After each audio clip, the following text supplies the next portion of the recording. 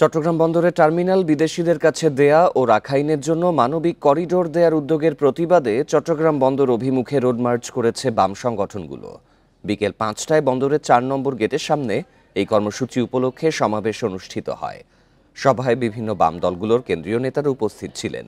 বক্তারা অভিযোগ করেন, বর্তমান সরকার প্রয়োজনীয় সংস্কার না করে এখতিয়ার বহির্ভূত কাজে যুক্ত হয়েছে, যা জুলাই আন্দোলনের মূল চেতনা পরিপন্থী বলেও অভিযোগ করেন তারা।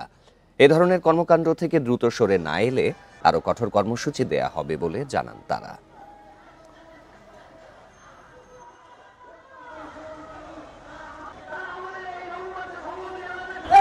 বহির্ভূতভাবে এই বন্দর নিশ্চিত যাচ্ছে রাখাইনে করিডোর দিয়ে মার্কিন সাম্রাজ্যবাদী যুদ্ধ চক্রান্ত, সেই চক্রান্তে বাংলাদেশকে জ্বালানোর পায়তারা করেছে।